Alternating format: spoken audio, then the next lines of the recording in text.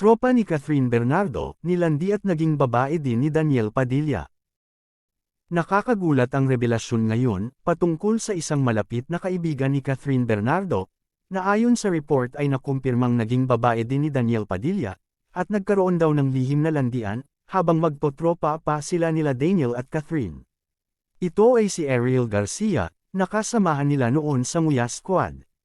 Sunod-sunod na nga, ang mga naglalabasang babae, na siyang kinalantari at mga pinormahan ni Daniel Padilla, simula nang maging magkarelasyon sila ni Catherine Bernardo.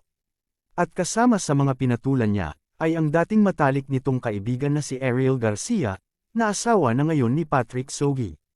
Ayon sa report ay ito ang siyang naging dahilan kung bakit nagkawatak-watek ang pagsasamahan ng Muya Squad, na siyang kinabibilangan nila Marco Gumabao, Catherine Bernardo, Daniel Padilla, Ria Ataide, Khalil Ramos, Gabi Garcia, Patrick Sogi, Ariel Garcia, Dominic Roque, Joe Vargas, and Bianca Yanga. Narito ang nag-trending na chismis patungkol kina Daniel Padilla, known as Disco, at Ariel Garcia, known as Mermaid. Kasagsagan ta bago pa may kasal si Mermaid at time na hindi nagsasama ang Muya Squad.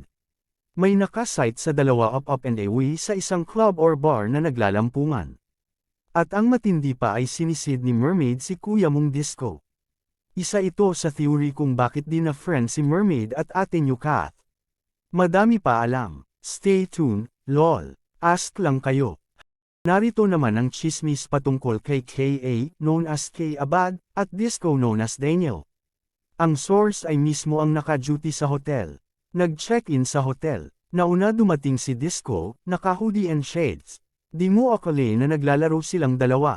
Nakaakyat na nga ng room para makipaglaban si Disco. Ang nakakashock ay, dumating si Mother at nagsusumigaw na P.I. T.I., ilabas niyo si Disco. Alam kong nandito siya. Dahil bawal naman sabihin kung saan ang room naka-check-in, dahil protocol din naman talaga ng hotel yun, walang nagawa si Mudra at umalis na lang.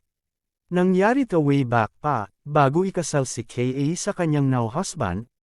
Agad naman itong dininay ni Patrick Sogi sa kanyang Twitter account patungkol sa issue na ito. We don't know where all of this is coming from. But I can assure you guys, my wife has nothing to do with this. Yung di nila pag-attend sa wedding namin before. Na-clear na namin yung reason kung bakit di sila nakapunta. Stop making false accusations please. We're trying to live a quiet life so please stop. I'm only talking kasi nagdawat na naman name ng wife ko. There's no truth to this. Pag di nagsalita, guilty daw. Pag nagsalita naman, ang ingay ko daw. Ano ba talaga? Bahala kayo dyan. Anong masasabi nyo sa bagong revelasyon na ito sa pambababae ni Daniel Padilla, na kahit matalik na kaibigan ni Catherine, ay pinapatulan niya? Just comment below.